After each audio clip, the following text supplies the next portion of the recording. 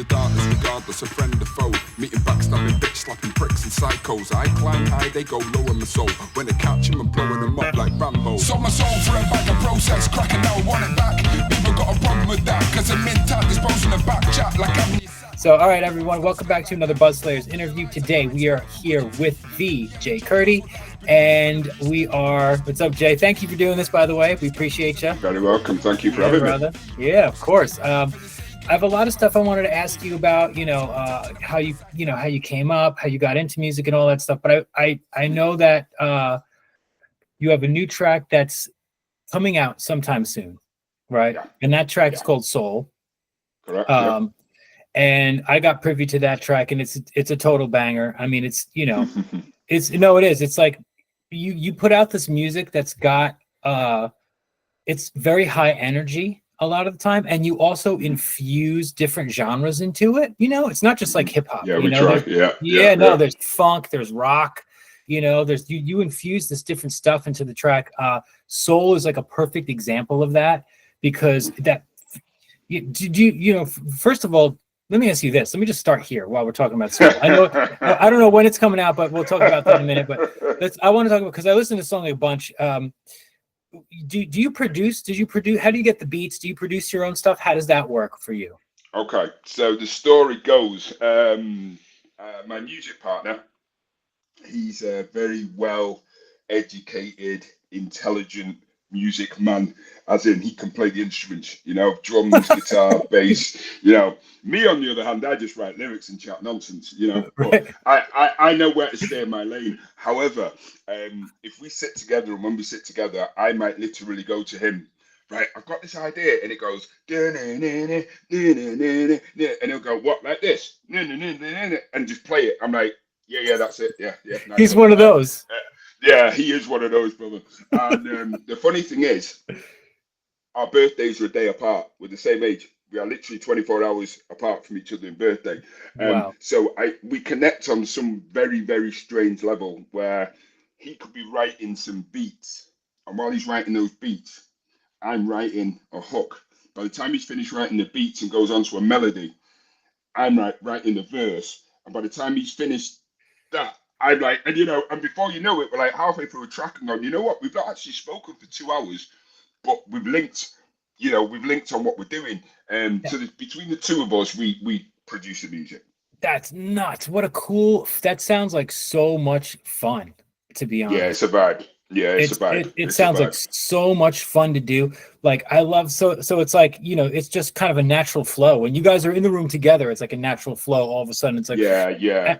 So when we're together, that's what happens. The flip side to that is, because, and I make no bones about it, musically, he's far more eclectic than I am. I mean, I listen to a lot of stuff, but he listens to a lot of stuff. And when he's listening to it, he's hearing it differently than the way I would. Yeah. So I think it's his little game that he has. He loves sending me something if I'm not with him and going, what can you do to this? And he'll send me something over, like a Frank Zappa sample in it that's, 110, clashes and break beats. And I'm like, this guy, but he's laid the gauntlet down then, hasn't he? You know what I mean? So I think I've got to notch it up a little bit then. I'm like, okay, he's pushing you. He's pushing you. Yeah. You want to play? Let's play. Let's play. That's fun, though. Still, that's fun. I mean, for sure. Yeah, you guys sound like you've been friends a long time, probably. And that you guys have a natural connection, natural flow. I mean, it's cool it's extra cool that he's like one of those dudes where you go, oh, can it be like this? And he can pick up an instrument and actually do what you're saying. So it's like you actually take a lot more part than you may like to admit in terms of writing the song, because you're giving him, you may not be able to pick up the guitar and do the riff, or the bass and play the bit, but you can give him the notes and the rhythm. Yeah. You know what I mean? I can give him a melody and he picks it up and he knows. And again, as well, sometimes he can listen, if I do a few bars, he will pick up on what I'm saying and what I'm doing and take it that way. So it can go to, I've got these, right, what do you think about this rhyme here? Next thing you know, he's gone, right, okay, will it work to this? Bang, you know, and all of a Right. sudden we're off again. So, and that's how we started. It started as the two of us. It was a two-piece. He would, when we were on stage, he would be there with his bongos. He might have his little guitar, do a little guitar beat, and then jump onto his bongos, play a bit of percussion. You would That's have a fun. DJ scratching, and it was called the Drunken Monks. This is way back when, and it started off as the Drunken Monks, you know. And it's still you and him. Yeah. So when we're collabing, that was a Drunken Monks. Nowadays, because I'm doing a few other projects, I go out as Jay Kurdy. But typically, when it's something like soul, that's Drunken Monks, and you can tell. Right. You can tell the difference. You can tell the difference. Yeah. That's interesting. Yeah, I didn't even know that. Yeah, it's very cool because there's a lot of it works differently for everybody. I find in terms of writing the music. I love that you have a collaborating partner that does this stuff, and you've been doing it obviously for a super long time with him. So it's like everything. It's like being in a band. You are in a band, so it's like how it is. You've been in the band long enough. You're friends long enough. You don't need to talk to each other really. But what you bring to the table is, we're still talking about still on soul for right now, but. What you bring to the table, but a lot of the songs are like that. But what you bring to the table in terms of the lyrics is you bring like this kind of energy to it, and the energy, between the music and like the flow and the rapping and everything, and what you're bringing to the table, the choruses, the way that you do it, the lyrical phrasing a lot of the time, and what you're saying, because you can spill a lot of beans with your stuff. You squeeze in a lot in like a in a verse, there's no two songs that are alike. It's always going to be something interesting and a little bit different. And all your songs, they're super tight though. I mean, you guys are really perfectionists with the recording process. Yeah. You, especially with the lyrics. I mean, he's obviously perfectionist with tracking the instruments, obviously. So does he mix the stuff too? So big shout out to Mike, DJ Absolute. He does the mixing for us. So again, another old school friend. We actually met on the rave scene. So I used to do a lot of MCing in raves, and we met through that. And we get a bit too old for that stuff. And he set up his own studio, Rework Studio. Quick shout out to Rework Studio. And again, he knows me now. So when we go and do a mixing session, it's a case of okay. So what we need is your vocal popping here. Right. We need the music popping here. We need you to drop in a little bit. We need a bit more cadence here. We need, and again, it's a very collaborative thing. But the three of us have never been in a room together ever. In the entire time we've been working, the three of us have never been in the room at the same time. We've been in a rave at the same time, but we've never been in the studio at the same time. Actually talking and discussing how to do it, not being on the phone, nothing. I'll do something. We'll put it together. I'll go sit with Mike. He'll do his bit. We'll send it over to Paul, and he'll be like, you know what? Turn that down a little bit, turn that up a little bit, and we're good. And that's the process. So that's the process. I guess it's coming. It comes from like-minded people, and it seems to work. Touch wood. Actually, I wanted to ask you another one. I checked a bunch of stuff out, and I want to talk about the whole Unity Radio thing, because I know that you kind of do. Are you like a DJ over there? Is that yeah? So I'm a radio jockey as well. I started with this station many years ago. It was a pirate, illegal radio station, nice. in a mill above a nightclub, which at the time was sensational because I had the Friday night slot, so I was going doing my show, finishing at like 10:30, 11, going downstairs into the nightclub. Box of records. This is classic. A box of records. Yeah. Security are like, oh, you're here again. Yeah. Leave them over there. Leave my records. Get into the club, free party, go home. Job's good. But now the radio station has had its license for 15 years, which happened about 2 weeks ago. And I've been back on the air with them nearly a year. We have just had our license from Ofcom to extend the broadcast signal. So I'm currently going to be going on a tour soon to basically say to areas that have not had Unity clean on DAB or FM, look, you can now listen on FM in this area, which might be another 20 miles further than what it was. Awesome. So that radio station's taken off at the minute. There's a lot of good stuff going on. With that radio. you got a lot to put out there. You got a lot of good energy. I feel like you put out there. Yeah, appreciate that. Between all the things you do, it's wonderful. So I was curious about how you got into the whole radio thing, you know. But that's a great answer, because the way you describe it, you know, the way it started off above the nightclub and the Friday night. So in terms of, like, you know, how you know, so you've been friends with your buddy that's been doing this stuff with you for a long time, but before any of that happened, I'll tell you what, here's a good one. So this is something I like to ask pretty much everybody. How did it start? No, well, I want to know how it started. Let's start there. Yeah. So how did it really start for you? But I want to also know about your influences musically too, especially musically. And I know that it's going to come from different places. Like you said, you grew up listening to a lot of different music. But give me like, I don't know, give me like your top like 4 or 5 like musicians or artists that really pulled you in. I mean, look at what you're doing now, dude. You know, like, you know, you become something. You become your own entity. You know, whether you do it for whatever or you do it for yourself, you've been doing this for a while, and you're now releasing these crazy tracks. You know, and you have the team to do it, but it started somewhere. So, what music did you hear that really kind of helped drive that to happen? So. I know it's hard. No, it's not. I'm an odd individual. So growing up, as I said, I've got an older brother. He's 3 years older. Yeah. A lot of my musical taste came from him. He used to listen to rave music, and I thought it was diabolical. I would be listening to like Tears for Fears and stuff, and, you know, just really wet, drab music. I mean, apologies for them, but, you know, it's not what I'm into now. He'd be listening to like Three Blind Mice and some real nice old school techno, and I was like, what is this rubbish? You know. Next thing I know, I'm emceeing at raves. And then he starts listening to Big Daddy Kane, and I'm like, what is this? No, I don't like this. I don't like this. Fast forward, you know, I'm doing it as a living, you know what I mean? So like my musical influences came from literally within my household, and I'll go backwards into that afterwards. But Big Daddy Kane for a kickoff, you know, when my ears and brain were mature enough to actually get a grip of what was going on, I was like, wow. This guy. And MTV was, you know, MTV Bass was on the TV, and I'm looking at these going, wow. Ghetto Boys, I remember seeing the Ghetto Boys, that video, you know.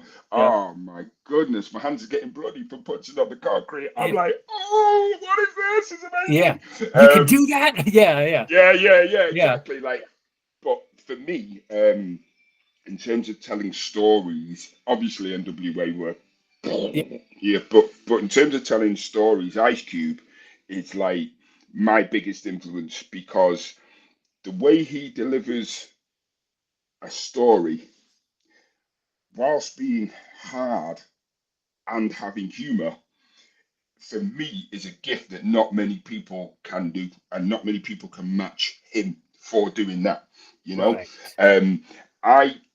I kind of heard him the first time, and it just blew my mind, because one track might be like, you know, Predator or Wicked. Predator. And then he's doing his ghetto stories, you know, nursery rhyme story. I'm like, what is going on here? You know, and giving up the nappy dugout. I'm like, did he really? Nah, he didn't do that. And let's be honest, you listen to it now, and you're like, ooh. But the influence on him was something else for me. Big Daddy Kane's flow, sensational, you know. But then you flip it and you listen to LL Cool J, and that guy was going from knocking people out to Honey's Round the Corner and Honey's Round the Way, and, you know, and I'm like, I like this. I like it a lot. But where it all started, so I grew up in an area in Cheshire, which is, it's a very nice area. My dad was an engineer, and a really good job, very intelligent man, still doing it now. I mean, he's not an engineer anymore, but he's, you know, he gets involved in all sorts. If he can get involved in it, he'll get involved in it, you know. People come to him to get involved in things. And, he's one of those dudes, So he had an opportunity to move from down south where I was born. I only lived there for 2 years, but he had an opportunity to move up north. And where we moved to, there was no black people. Like when I say no black people, I mean no black people, okay? And the nearest black people lived maybe 10, 15 miles away, and they were sportsmen. Yeah. Right. So, you know, Viv Anderson, they were sports people. They played for United, they played for City, you know, they played cricket. Right. So I remember growing up and being, you know, people would be up to me, oh, do you play football? You know, which team do you play for? My dad would just like, no, none of them. No, yeah, no, I'm just black. I don't play football. Yeah, exactly. You know, one of those. And it's that typical, you know, worst house on a good street, you know. And we had the worst house on a good street. Tiny little bungalow, 2-bedroom, you know, bathroom, kitchen, done. That's it. A great garden, though. Really good garden. So that was excellent. Yeah. And it was looking back, it was such a surreal scenario because looking back now, there's no way he could afford that house. No way he could afford that house. You know, we were having cereal with water. You know, we'd buy powdered milk.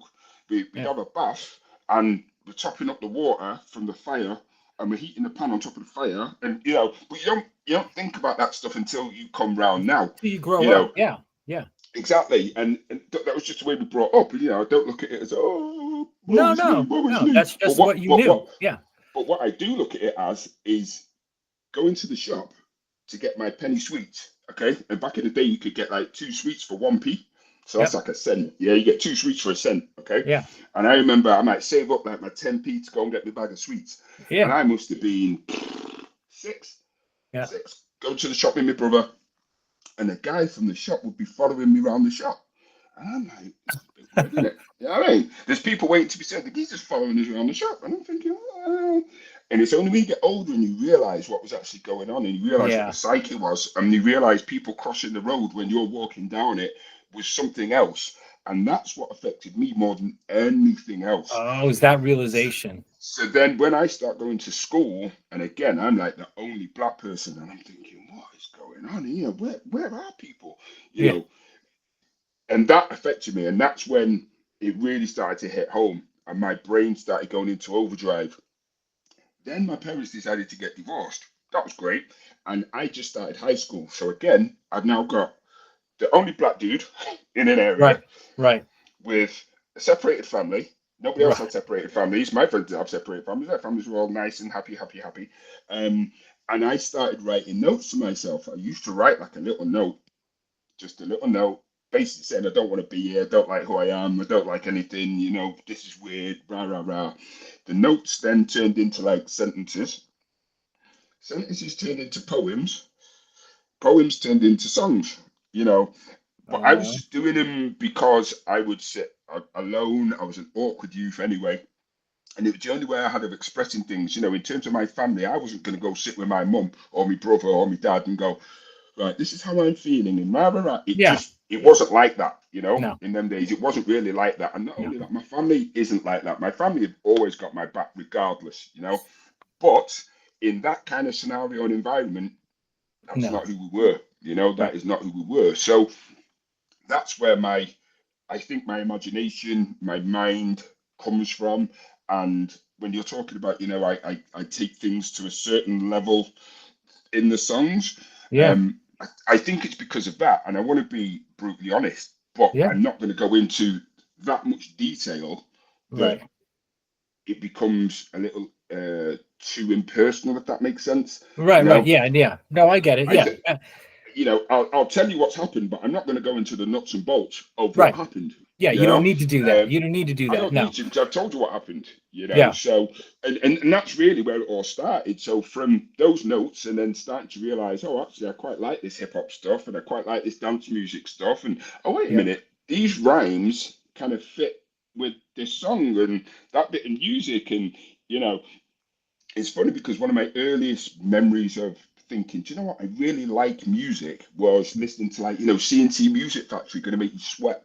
I remember that. Because it was dance music with a rapper. And I was like, wow. I like that. I like a bit of that. Yeah, I like a bit of that, you know. And funnily enough, X amount of years later, I'm touring with Entrance, you know, who had platinum record in well 30 years ago. 30 years ago was the Set You Free was Yeah. released, and I'm now working with them all these years later, doing what I kind of wanted to do back then. So I want to ask you about how you record your stuff too. I know that, you know, so you guys, do you have like a little home, or does your buddy have like a home studio? Yeah. So in my previous house, so in the UK, it was like a loft conversion. Mm-hmm. So it was a normal up and down, but then Yeah. they converted the loft into another bedroom. Nice. So I converted that into a music studio, and we would Sick. literally just record in there. It wasn't a proper studio; it was just a computer, a microphone, some hardware, keys. His Yeah. bongos when he needed his bongos, a TV, PlayStation, beanbag, couple of chairs, done. Job's good. You know what I mean? And now I'm a bit older and I've got a bit more cash. I've got a man cave down the bottom of the garden with my studio in it, my turntables, all that jazz, my dartboard. Ah, If I'm out there, if I've got a little curtain, if the curtain's down, I'm busy. If it's up, you can come in, join in, do what I'm doing. You know what I mean? So it's right. good because, you know, when the kids are like, "Where's me dad?" I run, you can hear them coming down the game like, flip the curtain down, do some music, turn the music up, you know. So Doing stuff right now, guys. No, thank you. yeah. It's Dad'll good. be back in a little while. Right now, he's doing Exactly, dad stuff. That's cool. Yeah. So you do have like this space that's your own little man cave that you can go into, and you can get away, and that must be where you come up with ideas, maybe write some stuff. But I also love, there's something that I'm definitely connecting, you know, in terms of like my mental backdrop with your descriptions of things, like the old school one with the loft up top with the beanbags and the PlayStation and the one keyboard and the computer. Dude, I mean, like, that's how stuff is born, man, you know, and it's really important to keep that going in your older age. And I know it's hard to do with family. You got work, you got family, and, you know, it's hard to do. You got to find time. But I'm glad that you're doing it and you're finding the time. You got your producer that you guys write the songs together, you know. And so since it started for you, this part of you has been so strong, you know what I mean? Like, since you've figured it out, since you connected the writing to the music and put those two things together, that's become like a part of who you are, to the point where now you're older. And throughout the years, you've released stuff and you've written stuff and you played and you DJ'd and done a bunch of stuff, you know, MC'd at raves, and, you know, you've done a lot of stuff, but now you're at a point where you're like, all right, well, you've got your flow, and you're realizing now that your shit is good. You're like, okay, this is good. You know, like, people like the stuff. It's good. It's a confidence thing as well, you know. Funnily enough, it's a confidence thing. And I think this again dates back to just the way I was when I was younger. I was a real dweeb. I was an absolute geek. I had a terrible afro, sellotape on my glasses. I was short, chubby. You know, I'm still not the coolest person in the shed. However, I am what I am, and I'm at one with it. You know what I mean? So I'm now going, right, this is my music. This is who I am. If you like it, you like it. If I don't really give a shit. You know what I mean? Yeah, but as long as two people like it, I'm happy. Yeah, but and that's the thing, is like, you're challenging yourself to release a new track a month, you know? So you're like, no matter what, you've let go of that. You've let go of, you know, I guess, being embarrassed or something of, or insecurities, isn't it? Or insecure. That's a better word. You've let go of being more insecure, and now you've moved past that, and you're like, yo, man, you know, I know what I'm doing. You know, like, I can drop good songs once a month. So you challenge yourself, and that's going to keep the creative juices going. That's going to keep the dream going. So I think that people should follow that kind of method, where it's like, look, I need to challenge myself to be dropping things, you know, to be writing, to be, you know, because that's also part of you, even since you were little, like you said, like, no matter where you're at now, I mean, you know the deal. No matter where you're at, there's things, there's struggles, and for sure. Whatever, you know, that's just life. But since you were little, you figured out a way to, one of the ways to release and it's creative. And so you're keeping that momentum going throughout your whole life. And that's kind of a brilliant thing, because it's like, when you look back on it, you can go, okay, well, these are different stages of my life. You know what I mean? And maybe, you know, and maybe your kids can listen to your music one day when you're not around and be like, wow, my dad did this, you know? You know, like, funnily enough, that was the main driver this time round. My daughter was 10, maybe 10, 11. Yeah, maybe 10. And she knew that I did music. And you know what kids are like with the internet, and she's going on YouTube and all this, and she's like, Dad, why can't I find any of your music anywhere? And I was like, yeah, that's because I've not put it out there, love. Yeah. You know what I mean? And Yeah. she's just going, oh, right, why not? And it's kind of, you know what? Why not? You know, Yeah. why not? Hence the mixtapes. The mixtapes came out, and they were stuff that I've done that I've just been Yeah. sat on. Now everything that's coming out is all new, and fresh, and exciting, and it's keeping me going. You know, and now the kids they come watch me doing shows, and you know it's funny. They came to watch me doing an entrance show, the first big one I did, and there must have been 20,000 people there, and they were just like, "What? Yeah, that's my dad." You know, but they know as soon as I come off that stage, I'm still that same geek. You know what I mean? Yeah. I'm still that same. And that's what you're supposed to geek. be for them. Your Exactly. dad, dude. You That's know, and that's the most what's important funny. thing you'll ever be. But Oh, for sure. and I know you know it, having 3 girls, but you know, it's something where it's like it's a really cool thing to have your kids actually see that side of you. You know, be like, whoa, like you know, because there's there's when they're well, you can do it, yeah, exactly. And when you're like at a young age like that, you know, they before then maybe they never saw that, they never looked at dad that way, and it's just now they're just like, whoa, like holy shit, like it's crazy, and then you come off the stage and it's dad, it's like awesome, so all that stuff, it's they're very impressionable at a certain age, and it's like you said you put it perfectly, you show them you can do it, like you just know me as dad, but I can also do this too, you know what I mean? Because if I put my mind to it, it's a perfect, you're setting example, and that's a brilliant thing. Exactly that. Brilliant. That, and it doesn't matter how different you think it is, or you are, or how out there what you want to do is, just do it. And if they can see me do it, then they know it's cool for them to go and do it, and I'll support them with whatever they want to do. So good. Exactly. Well, I'm glad to hear you're releasing new stuff, every month. Hopefully the end of February will be Soul, followed by a couple more. So we'll keep a lookout for that. But right now, Wish Your Dreams and Reality is out right now. That's a sick track. Everyone should go. Yeah, you should listen to that one, and then go back through some stuff. Rise Again. There's a bunch of really good stuff. That's there's a handful of releases out right now on Spotify at least. And everyone can check that stuff out. And I'll keep a lookout for Soul. Thank you so much, dude, for doing this. Thank you, sir. Forget about the flow, I'm after the soul. So here I go,